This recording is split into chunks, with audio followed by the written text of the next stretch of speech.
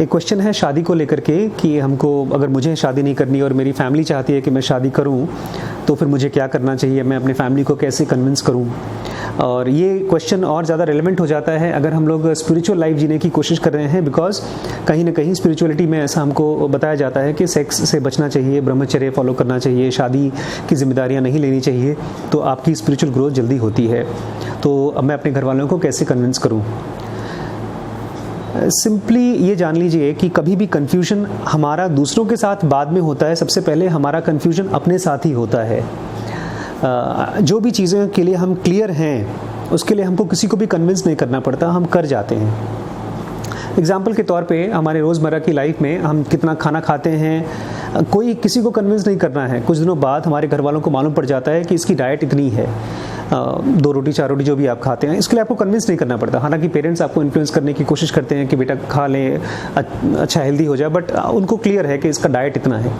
ऐसे ही आदमी का जो डिसीजन है शादी को लेकर या किसी भी बड़ी चीज़ को लेकर के, जो उसका क्लैरिटी है, उसके ऊपर घर वाले या आसपास के लोग हमेशा आपको इन्फ्लुएंस करने की कोशिश करेंगे। और ध्यान रखिएगा, ये जो इन्फ्लुएंस है ये सामने वाले इंसान का नहीं है, उसकी रिजल्टेंट इंटेंसिटी का है, आपकी रिजल्टेंट इंटेंसिटी के साथ।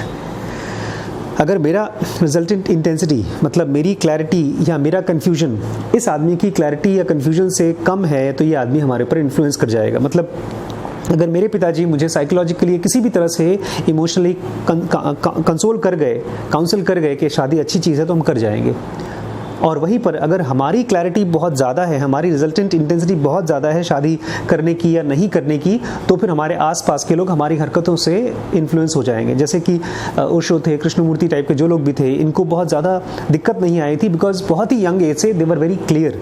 तो क्लैरिटी लानी ज़्यादा ज़रूरी है, बजाय कि हम घर वालों को कैसे कन्विंस करें। आपकी क्लैरिटी से ही घर वाले कन्विंस होंगे और किसी चीज़ से भी नहीं। अब अगर आप क्लियर नहीं हैं तो उस कंडीशन में आप फाइट मत करिए घर वालों से। आप अगर अपने आसपास के लोगों से बोलते हैं कि मुझे शादी नहीं करनी और वो आपको ज़बरदस्ती करते हैं, नहीं करनी ज़बरदस्ती करते हैं, इस कंडीशन में आपकी एनर्जी और ड्रेन होगी। इसलिए आपके आसपास के लोगों के साथ आप केवल ये रवैया रखिए, ठीक है जब सही समय आएगा तब शादी कर लेंगे। जब भी कोई डिसीजन में आप क्लियर ना हो तो it is best to not take decisions, उसको पोस्टपोन कर दें कि हाँ, फाइट को ना जाएं।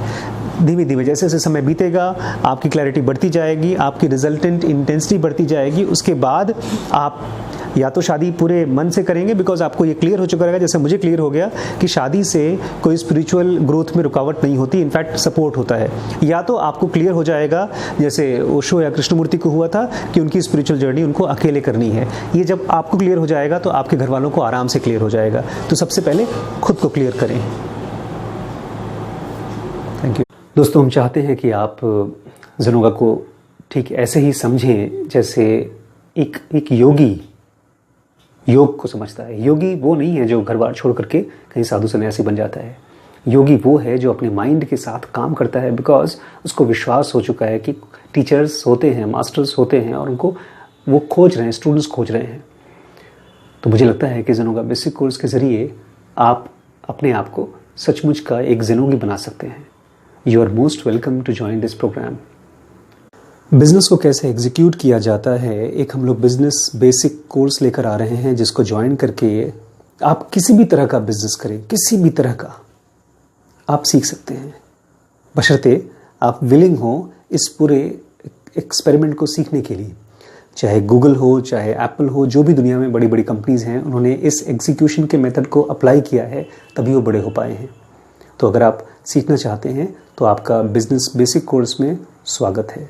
Thank you so much.